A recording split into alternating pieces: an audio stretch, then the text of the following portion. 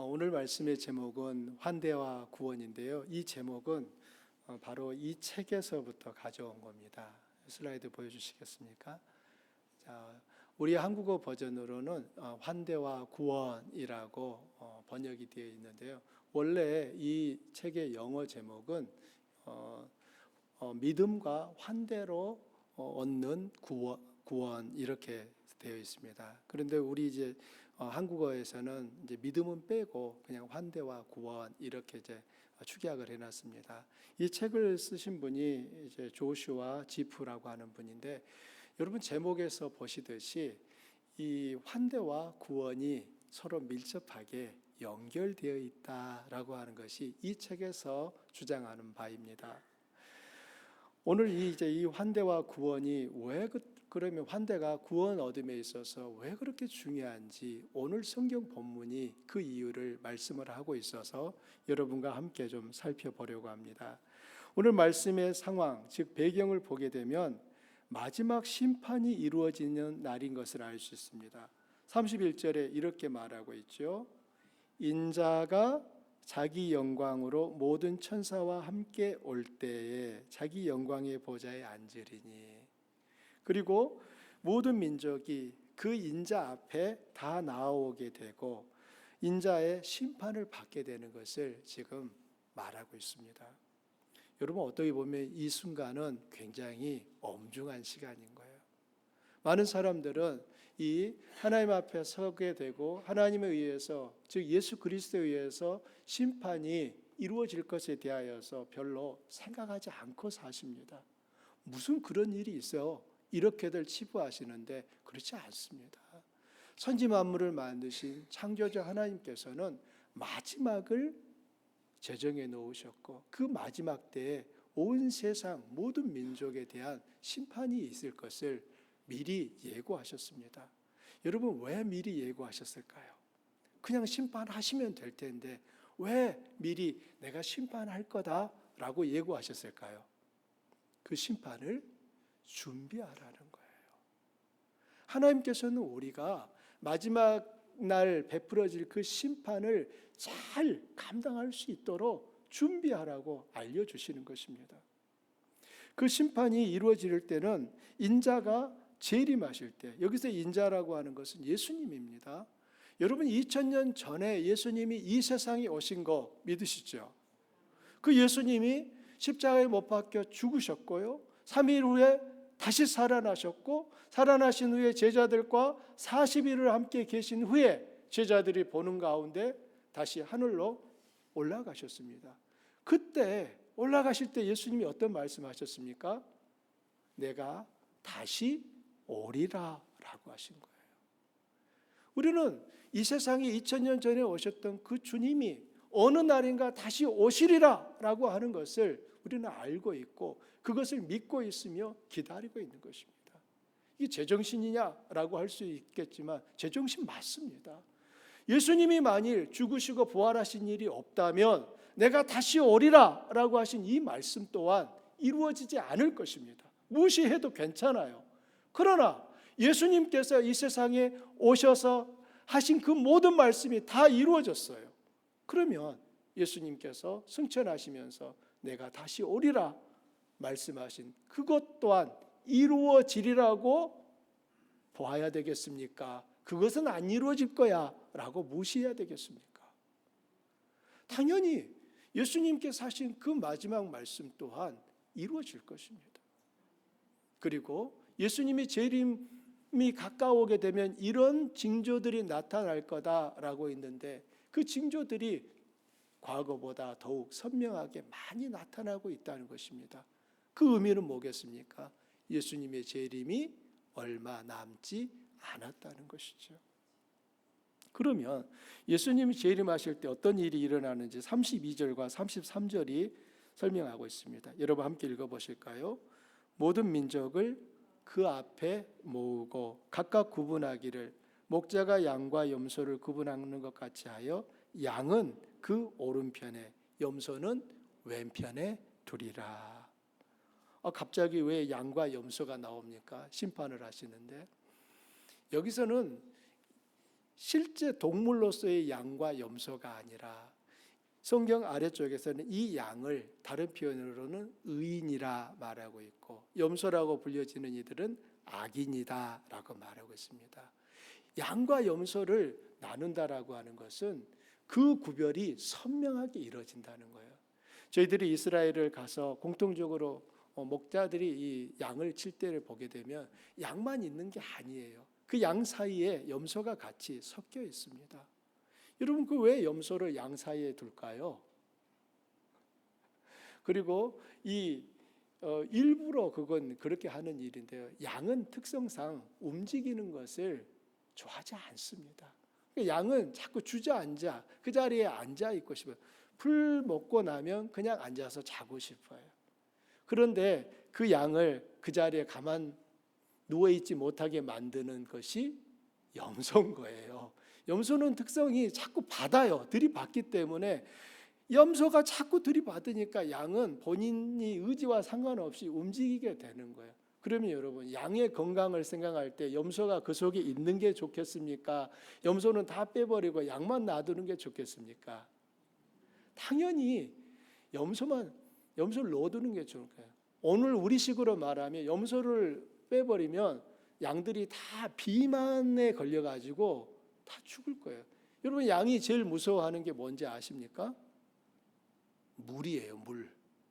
왜냐하면 양은 몸에 털이 많잖아요. 그런데 그 양이 물에 빠졌다.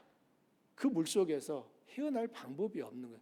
그렇지 않아도 이 털이 많은데 물까지 먹었으니 그 무게가 얼마나 무겁겠습니까? 그래, 양은 그대로 죽어버려요. 그래서 양이 그냥 물이 좔좔좔 흐르는 데는 가지를 못하는 거예요. 우리가 시편 23편에서 여호와는 나의 목자시니 그가 나를 푸른 초장에 누이시며 쉴 만한 물가로 인도하신다. 여기 물가라고 나오니까 우리는 어떤 이미지를 생각합니까? 개울을 생각하는 거예요. 물이 졸졸졸졸 흘러가는 그 개울을 생각하는데 거기에서의 물가는 흐르는 개울이 아니라 웅덩이를 말하는 거예요. 물이 담겨져 있는 웅덩이.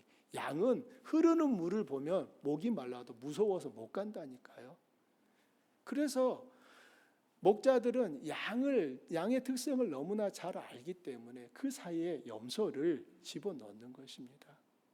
양과 염소가 섞여 있는데 오늘 심판 때 보니까 그 섞여 있는 가운데 양과 염소가 뚜렷하게 구분이 된다는 것입니다.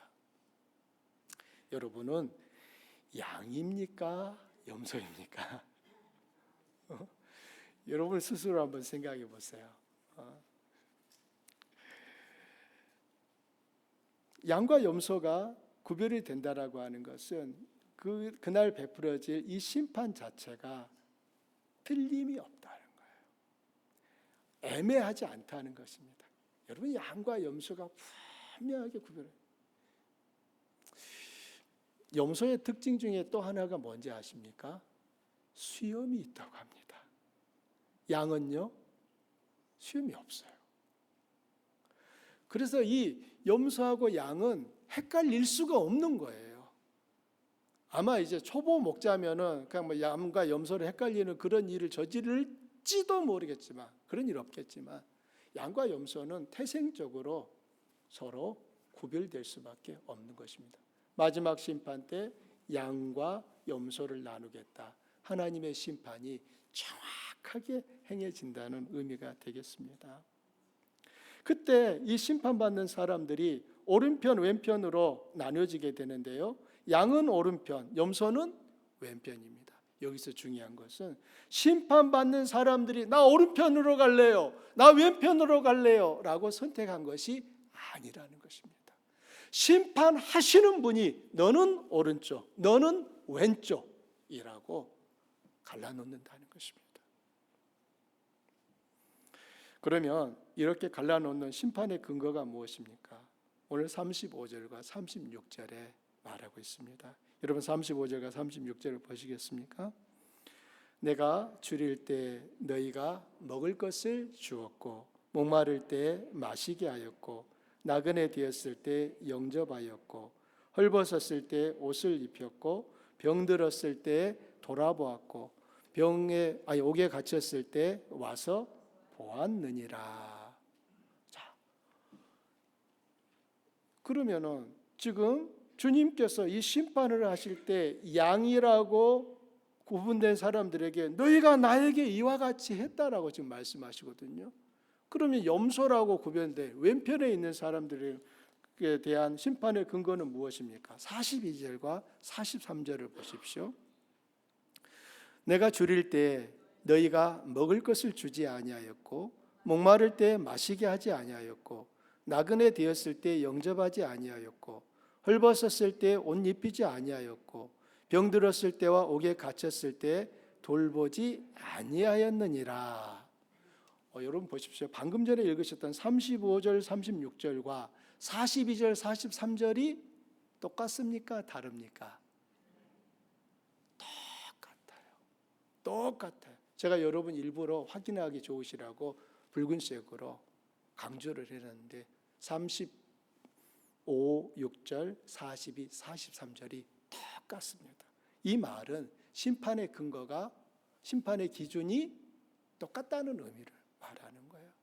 양이라고 구분된 사람들과 염소라고 구분된 사람들에게 하나님께서 다른 기준을 적용하신 게 아니라는 거예요. 똑같은 기준을 가지고 그들을 대하셨다는 것입니다. 그런데 차이가 있죠. 35절 36절에 보듯이 양으로 구별된 이 사람들은 내가 줄일 때 너희가 했고, 염소라고 구별된 사람들은 내가 줄일 때 안 했고로 나온다는 거예요. 주님께 행한 자비로운 그 환대 행위를 했느냐 하지 않았느냐가 바로 이 심판의 근거가 되더라는 것입니다. 35절에 나오는 특징적인 말 내가 줄일 때, 42절도 내가 줄일 때예요. 똑같이 말하고 있지만 그 일에 대하여서 한 편은 했고 다른 편은 하지 않았고요. 그런데 흥미로운 사실은 이 말을 들은 의인들의 대답입니다. 37절부터 이제 39절에 의인들의 대답이 나와요. 여러분 이 부분도 함께 보시겠습니까? 이에 의인들이 대답하여 이르되 주여 우리가 어느 때에 주께서 줄이신 것을 보고 음식을 대접하였으며 목마르신 것을 보고 마시게 하였나이까? 어느 때에 나그네 되신 것을 보고 영접하였으며 헐벗은 것을 보고 옷 입혔나이까? 어느 때에 병드신 것이나 옥에 갇히신 것을 보고 가서 배웠나이까 하리니. 지금 이 의인이라고 양이라고 불려진 이 사람들이 대답이에요. 우리가 언제 그렇게 했나요? 우리가 언제? 자기들이 기억을 못하는 거예요. 자, 악인들은 어떻게 대답했는가 보십시오. 44절을 보세요.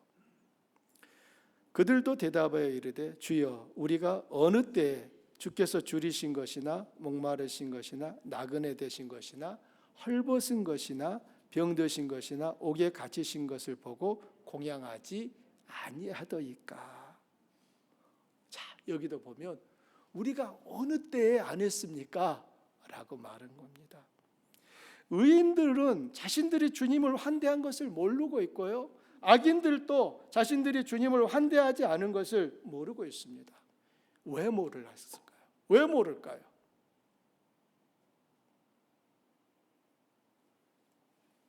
주님께서 그들이 주님임을 알아볼 수 없는 모습으로 그들 앞에 다가오셨기 때문입니다. 분명히 주님은 너희가 나에게 내가 줄일 때 음식을 줬고 목마를 때 마시게 했고 나그네 되었을 때 영접했고 헐벗었을 때 옷을 입혔고 병들었을 때 돌보았고 옥에 갇혔을 때 와서 보았다고 해요. 지금 예수님은 어떤 모습으로 지금 나타나신 것입니까? 굶주린 사람으로, 나그네로, 헐벗은 사람으로, 병든 사람으로, 옥에 갇힌 사람으로 다가오셨던 거예요. 예수님인지 알았더라면 이 사람들이 단번에 주님 어서 오십시오, 여기 잠깐만 계십시오, 제가 집 팔고 논 팔아서 냉장고 팔아서 주님 대접하겠습니다. 이렇게 하지 않았을까요? 그런데 주님이 주님다운 모습으로 나타나지 않으신 거예요.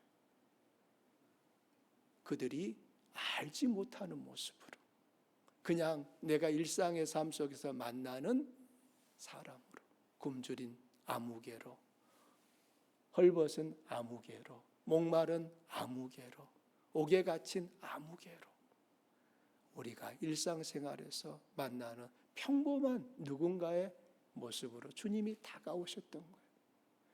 그때 이 오른편에 있는 양이라고 구별된 이 의인들은 그들을 향하여 사랑을, 즉 환대를 실천했던 것입니다. 그럼 반대로 악인들은 왜 주님을 몰라봤을까요?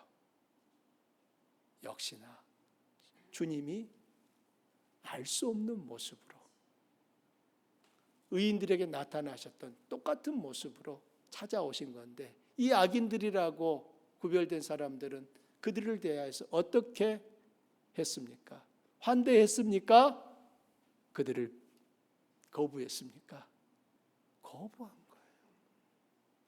이 차이가 지금 마지막 심판날 하나님 앞에서 오른편에 설 것인지 왼편에 설 것인지를 결정하고 있다라고 하는 사실입니다. 사랑하는 성도님들, 여러분 앞에 주님께서 오셨다면 여러분 어떻게 하실랍니까? 이제 약속 시간이 다 됐어요. 이제 나가야 돼. 그런데 그때 띵동 하고 누구세요? 했더니 주님이 오셨어. 여러분 어떻게 하실래요? 주님, 제가 지금 약속 시간이라 나가봐야 되거든요. 내일 다시 오시겠습니까? 이렇게 하실랍니까? 아니면 주님, 제가 한 3시간 걸릴 텐데 그냥 나 없더라도 주님 집으로 생각하고 들어오셔서 편하게 소파에도 앉아 계시고 피곤하시면 침대에 누워서 주무세요. 이렇게 나가시렵니까? 여러분 어떻게 하실 것 같으세요?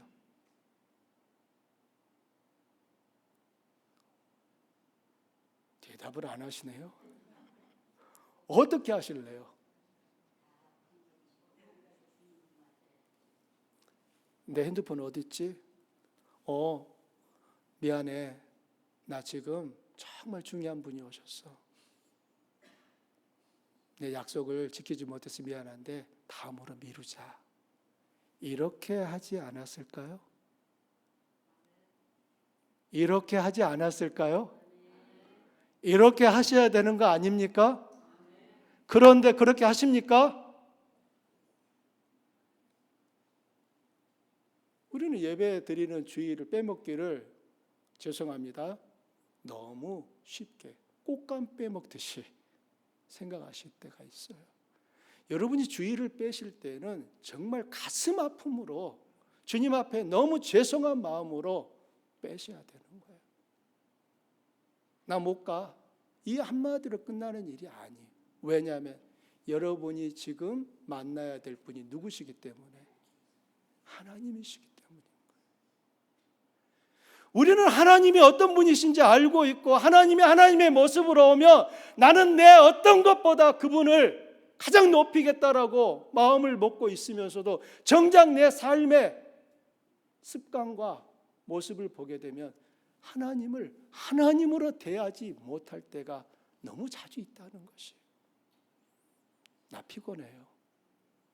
나 기분 나빠요. 나 힘들어요. 저와 제 아내가 자주 다툽니다. 목장 모임을 준비할 때 다툽니다. 저는 조금만 준비하라고 합니다.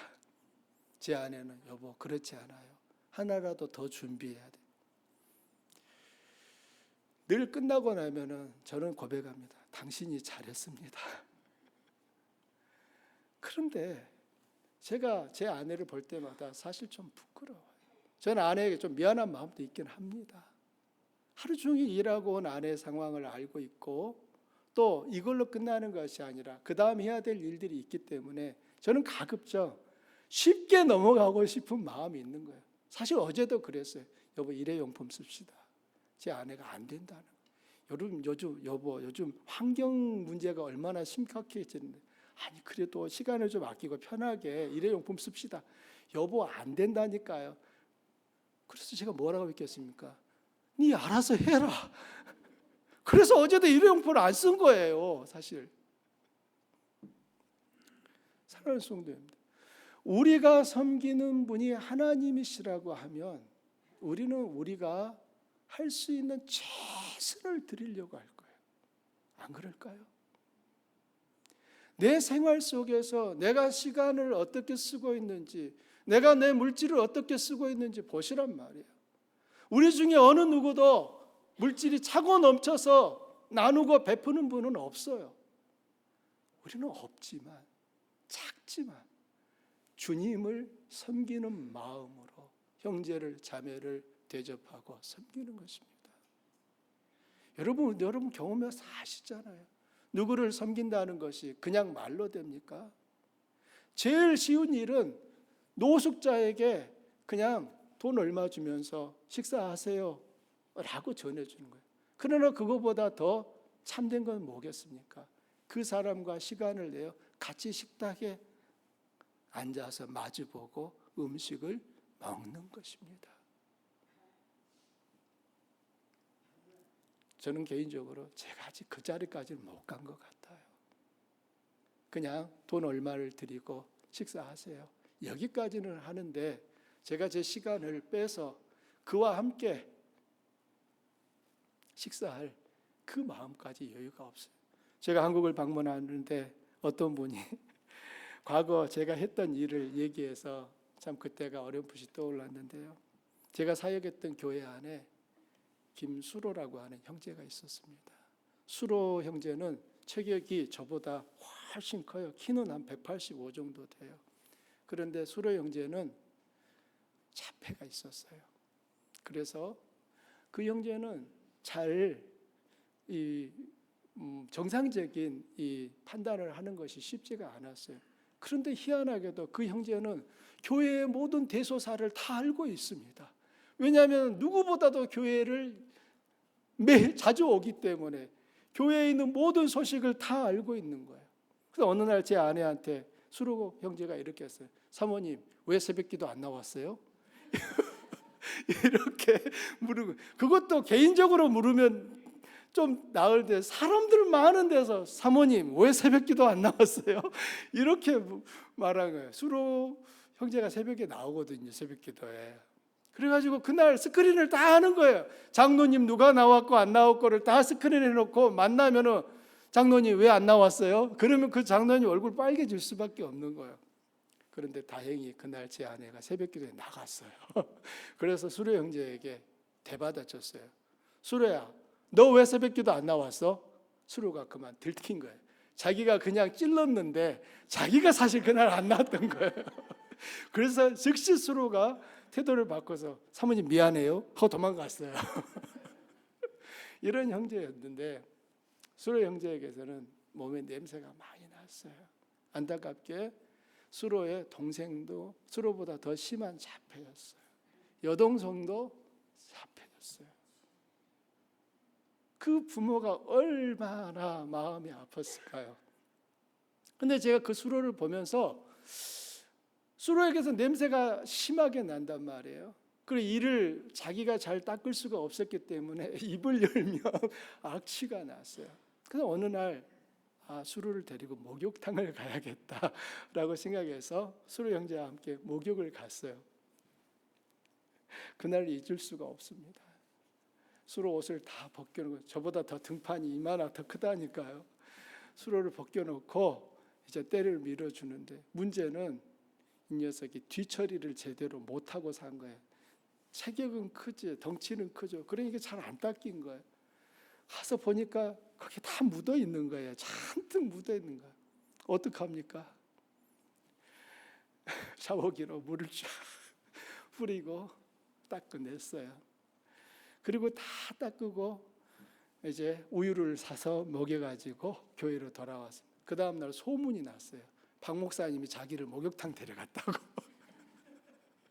졸지에 저는 그 교회에서 제일 착한 목사가 된 거예요.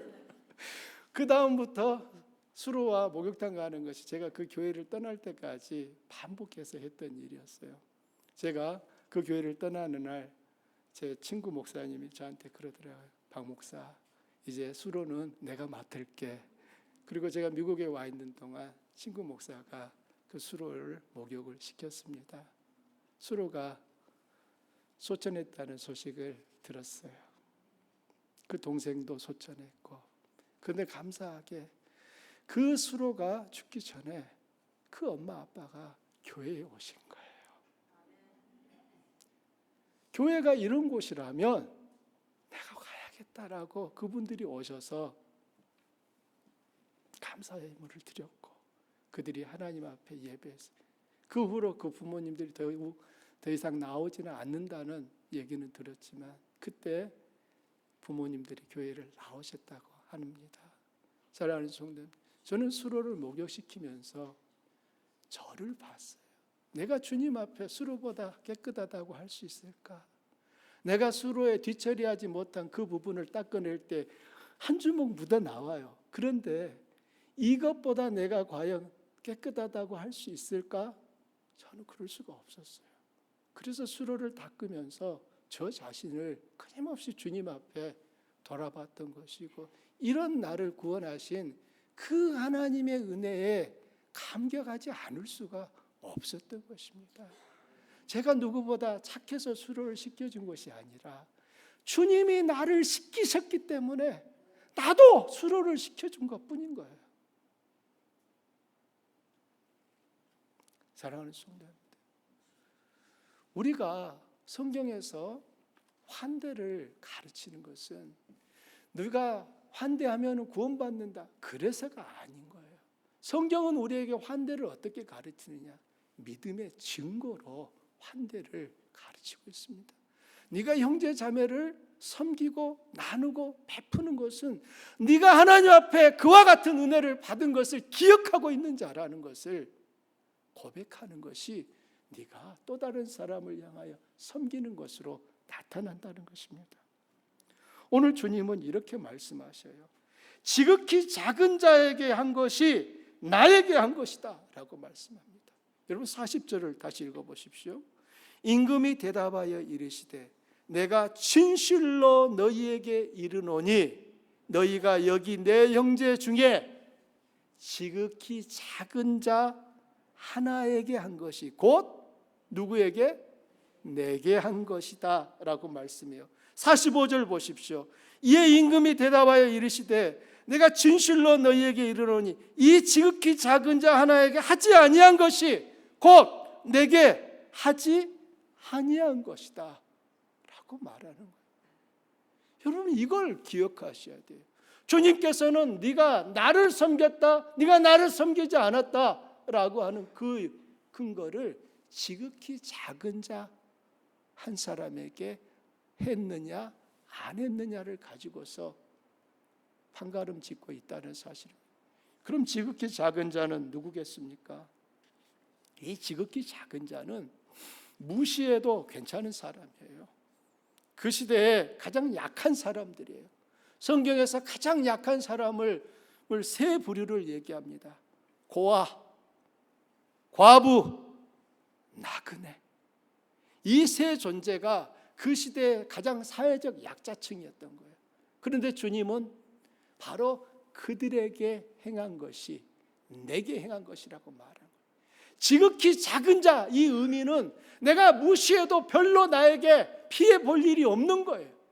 내가 그를 인정하지 아니하고 돌보지 아니하고 섬기지 아니하고 그를 홀대하더라도 아무런 부작용이 없는 사람이 지극히 작은 자예요.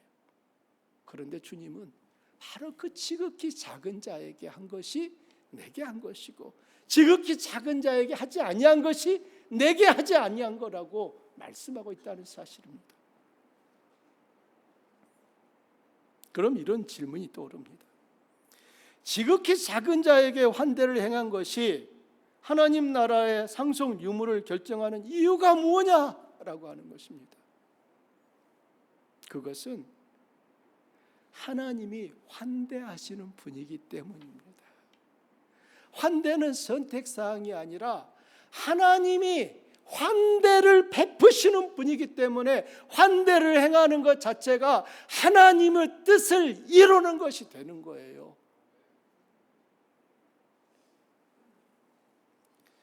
여러분도 저도 하나님께서 환대해 주셔서 이 자리에 있습니다. 우리가 어떻게 창조주 하나님을 감히 아버지라고 부를 수 있습니까? 우리가 돈을 내고 샀습니까? 그런 권리를 산 건가요? 아니면 우리의 어떤 지혜와 노력과 어떤 열심으로 그 자격을 획득한 것입니까? 그렇지 않습니다. 하나님께서 우리에게, 자격 없는 우리에게 환대해 주신 결과로 우리는 하나님을 아버지라 부르는 하나님의 가족이 되어 있는 것입니다. 우리가 환대를 실천해야 할 이유가 바로 여기에 있습니다. 하나님의 백성은 하나님이 우리에게 베푸신 환대에 의해 형성되었기 때문이에요.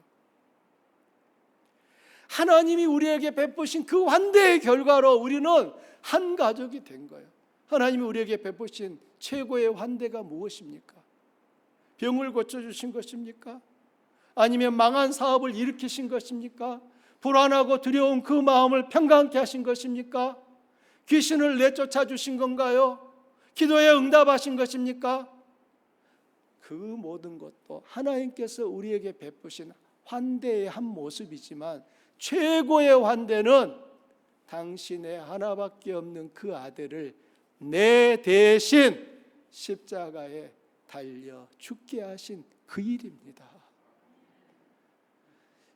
십자가가 우리에게 말하는 것은 하나님의 사랑을 보여주는, 하나님이 우리에게 보여주신 그 지극한 환대가 십자가에 나타나는 거예요.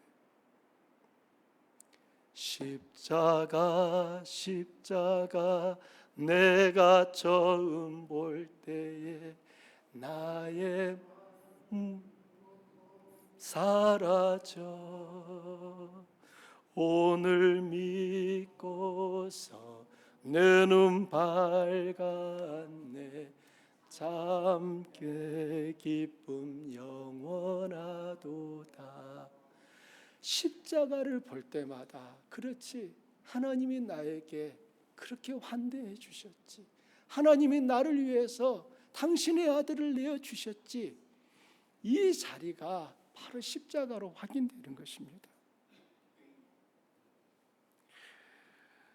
예수님은 이 땅에 계시는 동안 그 누구도 배제하지 않았습니다. 죄인이라 불렸던 사람도, 간음하다가 현장에서 붙잡힌 여인도,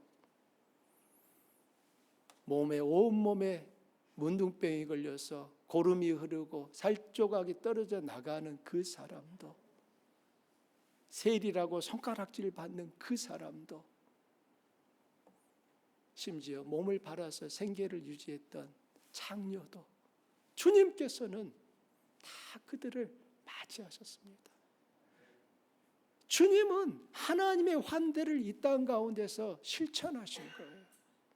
예수님이 만일 난 너는 못 만나겠다, 난 너하고는 같이 밥 못 먹겠어, 너는 나한테 오지 마 라고 말씀하셨다면 우리는 하나님의 환대를 제한할 수밖에 없을 것입니다. 그렇지, 하나님은 사람에 따라서 어떤 기준과 자격으로 환대를 베푸시는구나 이런 생각을 해야 마땅할 텐데, 예수님을 통하여 나타난 하나님의 환대는 제한이 없다라는 것입니다. 유대인에게도 이방인에게도 동일하게 하나님은 환대를 나타내신 것입니다. 사랑하는 성도님들, 예수님이 차별 없이 사람을 환대하셨고, 예수님의 이런 사역으로 인해 수많은 종교 지도자들은 예수님을 불쾌하게 여겼습니다. 그럼에도 불구하고 예수님이 환대를 중단하셨습니까? 아닙니다. 종교 지도자들과 잘 지내려면 예수님은 그 사람들이 거부하는 사람을 예수님도 똑같이 거부했으면 돼요. 그러나 예수님은 그렇게 하지 않았습니다. 종교 지도자들은 거부했을 망정 주님은 그들의 손을 잡아 일으키시고 그들과 함께 같은 식탁에 앉아 식사를 하신 거예요. 왜요? 하나님이 그런 분이시니까, 하나님이 환대하시는 분이기 때문에 예수님은 당신의 삶으로 하나님의 그 뜻을 나타내 보여주신 것입니다. 놀랍게도 하나님의 이 환대를 경험한 사람들은 하나님께 나오게 되더라는 것입니다. 삭개오를 생각해 보십시오. 그 시대에 손가락질 받는 세리장이었습니다. 아무도 그에게 자리를 내어주지 않기 때문에 예수님을 보기 위하여 그 어른이 뽕나무 위로 올라갈 수밖에 없었다고요. 삭개오는 아무도 모르겠지라고 했는데 그 나무 위에 아래에 오신 예수님이 가시던 걸음을 멈춰서서 고개를 들어서 그 나무 위를 보면서 뭐라고 하셨습니까? 삭개오야, 내려와라. 내가 오늘 네 집에 유하여야겠다. 얼마나 삭개오가 놀랐을까요? 첫째, 예수님이 자기 이름을 안다는 것에 놀랐을 거예요. 삭개오야, 이전에 만난 적이 없는 예수님이 자기를 보고 정확하게 이름을 불러주시는 거예요. 삭개오야, 얼마나 진짜 기절초풍했을까요? 두 번째 놀란 거, 내가 오늘 네 집에 너하고 같이 밥 먹어야겠다. 그 시대에 다 손가락질하고 저 삭개오한테는 딸을 주면 안 된다고 이런 시대에 예수님은 그 삭개오에게 같이 내가 밥 먹겠다라고 하신 거예요. 그날 무슨 일이 일어납니까? 삭개오가 이렇게 말해요. 예수님이 요구한 것도 아니었어요. 삭개오가 먼저 말해요. 주여, 내가 남의 것을 빼앗았으면 4배로 되돌려 주겠습니다. 그때 예수님 뭐라고 하십니까? 이 사람도 아브라함의 자손이로다 라고 하신 거예요. 하나님의 환대를 경험하면 하나님께로 나오는 일이 가능해지는 거예요. 하나님은 우리에게 환대를 베푸시고 그 환대를 경험한 우리들이 또 다른 누군가에게 환대를 실천함으로 그 또 다른 누군가가 하나님 앞에 나오기를 원하는데, 정작 하나님의 환대를 나는 경험했고 그 환대를 더 경험하기를 원하면서도 나는 누군가에게 하나님의 환대를 실천하는데 너무너무 인색한 거예요. 그러면서도 하나님 나를 축복해 주십시오 라고 말하는 겁니다. 갑자기 영화 대사 하나가 생각나네요. 너나 잘해라. 너나 잘해. 주님 그렇게 우리에게 말하지 않으실까요? 사랑하는 성도님, 우리 모두는 예수님을 통해 하나님의 환대를 경험한 사람들인 줄 믿습니다. 그렇다면 우리는 우리가 입은 그 하나님의 환대를 나타내 보여야 될 책임이 있음을 기억하시기 바랍니다. 나는 그 은혜를 받아놓고도 그 은혜를 흘려보내고 나누는 그 통로로서 기능을 하지 않으신다면 하나님의 은혜는 나에게서 중단되는 거예요. 흘러가야 될 그 하나님의 은혜가 나에게 와서 멈춰버리는 거예요. 여러분, 그러면 안 되는 거예요. 나에게 은혜가 오기까지 그 하나님의 은혜를 흘려보내준 내 앞에 누군가가 있었기 때문에 그 은혜가 내게 온 거 아니겠습니까? 그러면 이제 우리는 그 은혜를 또 다른 누군가에게 흘려보내주셔야 되는 거예요. 목장 모임이 하반기에 시작이 됐습니다. 여러분이 시간을 내서 목장에 참여하시는 것이 그 목장의 모든 일을 환대하시는 거예요. 여러분이 물질을 내서 이번에는 내가 좀 섬길게 라고 하는 것 또한 여러분이 누군가를 환대하시는 거예요. 이번에는 우리 집을 열을게, 여러분이 환대하시는 거예요. 이 환대의 대상이 우리 공동체 안에 당연히 나타나야겠지만 바라기는 우리 교회를 통하여 하나님의 환대가 우리 공동체의 울타리를 넘어 우리의 이웃들에게도 나타나기를 축복합니다. 우리가 선교하고 우리가 전도에 힘을 쏟는 것은 바로 그거예요. 하나님이 우리에게 베풀어 주신 이 환대가 우리 공동체의 울타리를 넘어 저 끝에까지 갈 수 있도록 우리들이 함께 마음을 쏟는 것입니다. 여러분 얼굴을 보니 오늘 설교를 잘 들으신 게 맞아요. 지금 화나거든요. 이제 중요한 것은 이 말씀을 우리 마음속에 새기시고 이 한 주간 환대를 실천하기에 힘쓰시기를 바랍니다. 여러분이 나누고 베풀어진 그 환대로 인하여 누군가가 주님 앞에 올 수 있다면 여러분의 상입니다. 그것이 여러분이 주님 앞에 마지막 날 칭찬받을 근거가 된다 그 말입니다. 우리 모두는 예수 그리스도를 믿음으로 구원을 받았지만 우리가 구원받은 그 증거는 이 세상 가운데 하나님의 뜻, 즉 환대를 실천하는 이 삶의 모습으로 나타나야 하는 것입니다. 이 한 주간 우리들 모두가 하나님의 은혜의 유통자들로서 하나님의 은혜가 우리를 통하여 더욱 멀리 더 넓게 흘러갈 수 있기를 소망해 봅니다. 우리 말씀 생각하면서 함께 기도하겠습니다.